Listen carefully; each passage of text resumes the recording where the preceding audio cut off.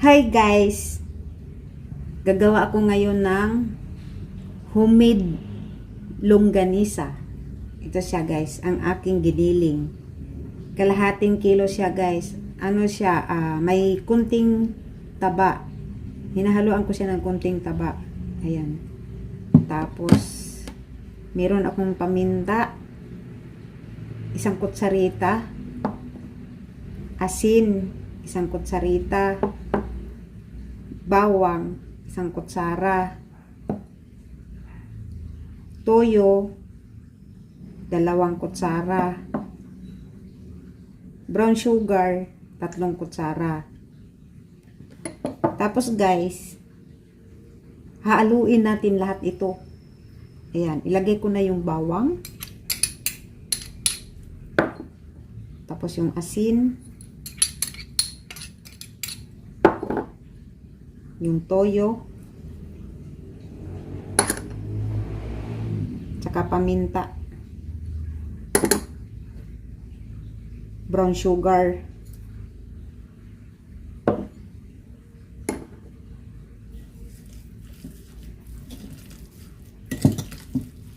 tapos haluin lang natin ng maigi.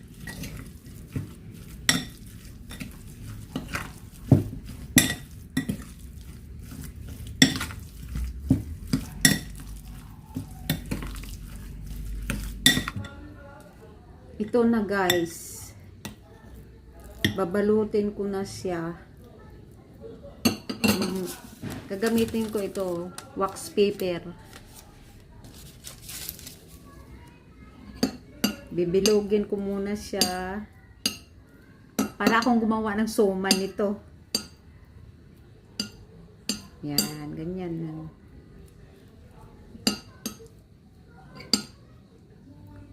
Pulis natin siya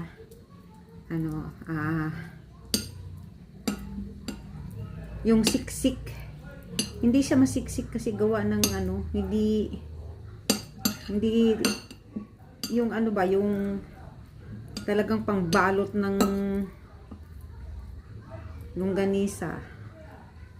Ayan, ganyan lang siya guys. O yan, kasi nga homemade. Kaya ganito lang ang ginagawa ko. Yan. Ganyan lang siya guys. Yan. 'Di ba parang gumagawa ng suman? Ayan oh. Tapos isarado natin dito. Ayan.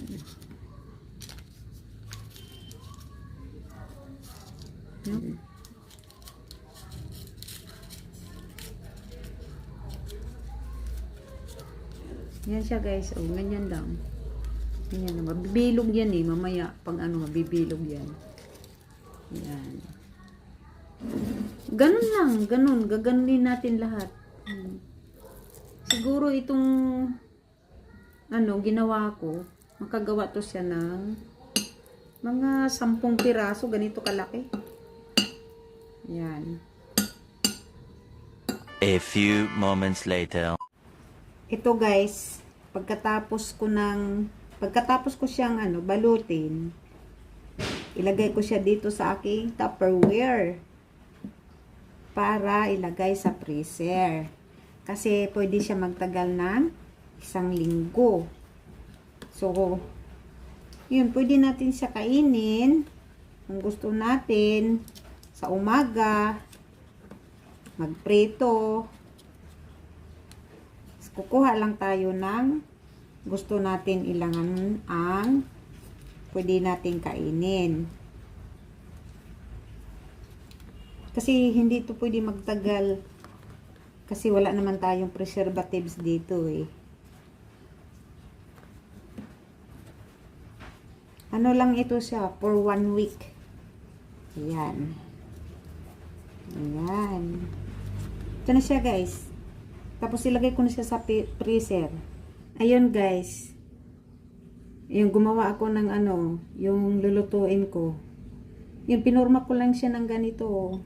Yung pahaba. Inaano ko lang sa kamay kasi wala akong hulmahan eh. Kasi lang naman eh. Yung gumagawa lang ako para yung pagkain namin. Ayan. Tapos, lulutuin ko na siya. Ayan, ito na guys. Nandito na ang aking kawali. Tapos, ilagay ko na ang longganisa. Ayan, dalawa lang lulutuin ko kasi titikman ko lang eh. Tapos, lagyan ko siya ng kunting tubig.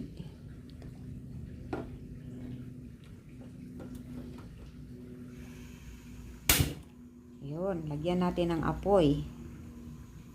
Tapos, hayaan natin tuyo ang tubig.